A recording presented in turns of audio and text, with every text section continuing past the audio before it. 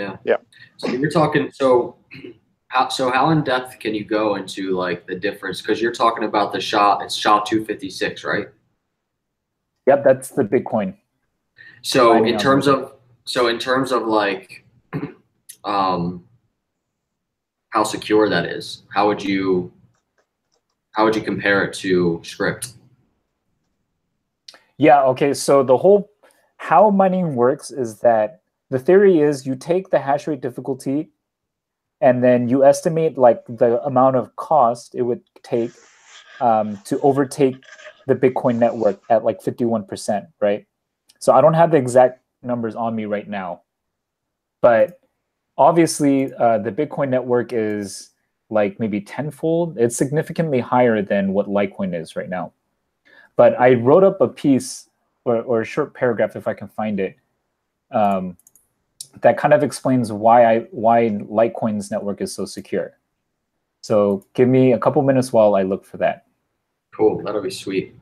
Because I think it's just another. We talk about adoption and everything all the time, but that's just another really strong value proposition that Litecoin has, right? And Yep. it's a perfect differentiator between Bcash and Litecoin right there. I mean,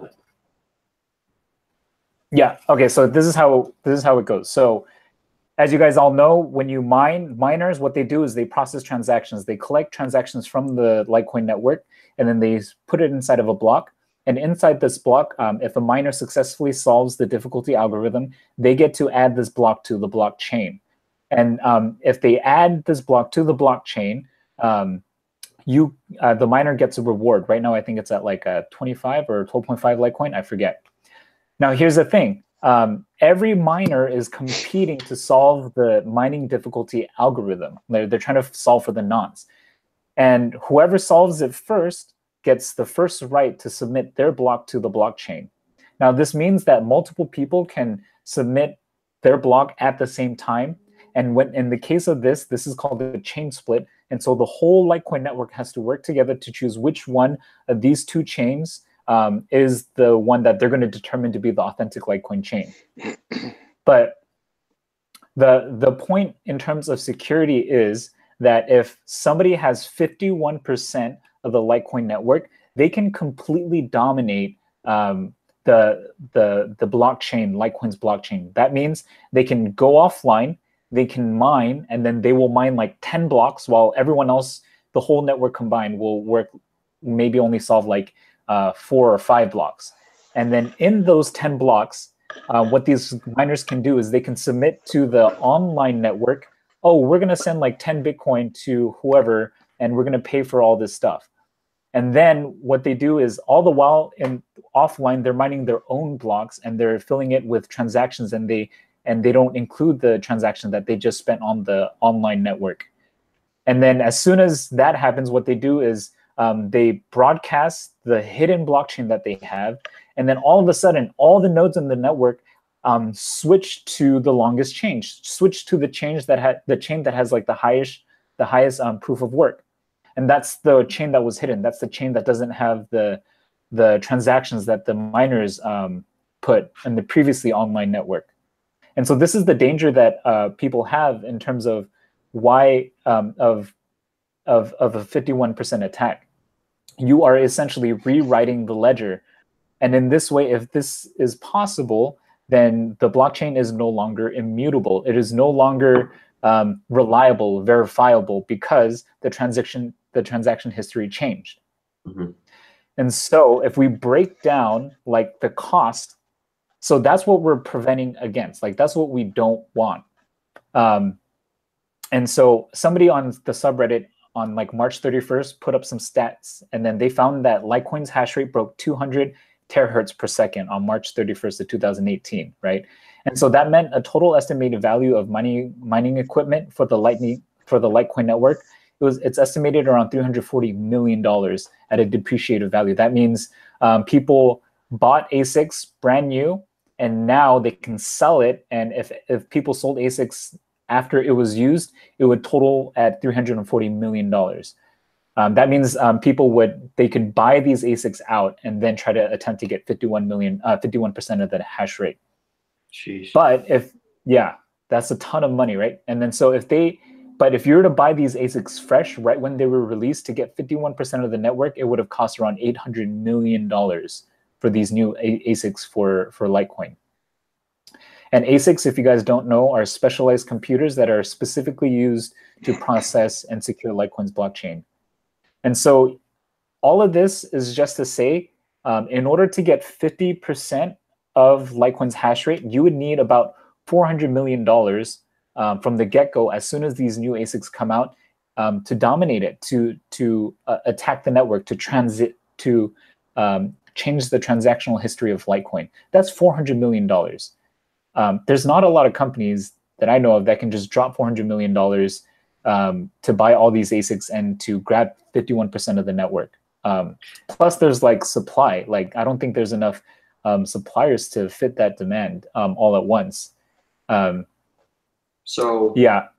Now, so that's obviously that's a lot of money to do it, but isn't it like, so not only monetarily, but isn't it they have to do it quick enough as well? I mean, don't they have to make that happen quick enough? Yeah.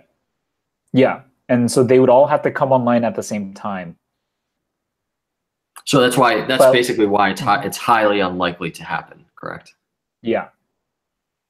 Yep. Although you just spelled out the entire plan on how to do it, but that's okay. Yeah. Thanks, here's the thing. Yeah, you're welcome. This is how you make a bomb on YouTube. You know? Now I know what he's been working on all this time.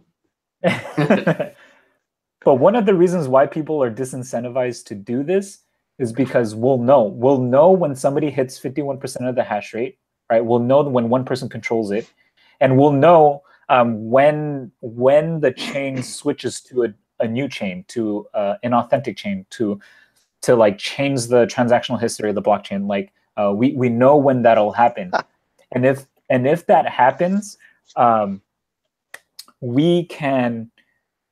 There's whoever does this, you're devaluing the value of Litecoin, because it's supposed to be immutable. So if it's no longer reliable, then I guarantee that the price is going to plummet down, because nobody wants it anymore, because it's no longer trustworthy. It's no longer verifiable. But another thing that not a lot of people talk about is that we can actually censor the chain of the 51%.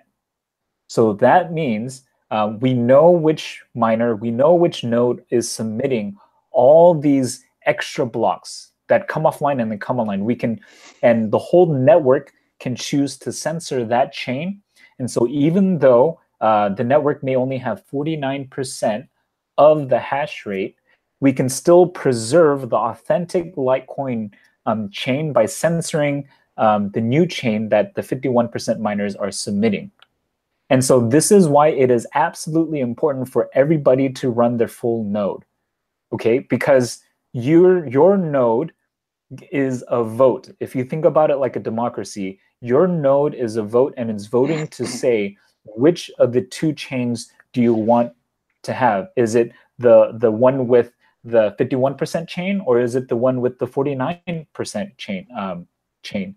And your node is capable of choosing that. And so that's why decentralization is so important. And when I hear the narrative of people saying, oh, a full node means not only do you download the blockchain, but you've got to mine as well. When I hear that narrative, I'm like, they're trying to take away your power. They're trying to disempower you and make you reliant on something in a plutocracy that's built and formatted in a way of as a republic, so that the voice of the few mining nodes that have all the blockchain, as opposed to everyone else, which are SPV clients, that only the full nodes who are mining have a voice. And that's dangerous, because miners can easily work together to change the blockchain, and so it's no longer reliable.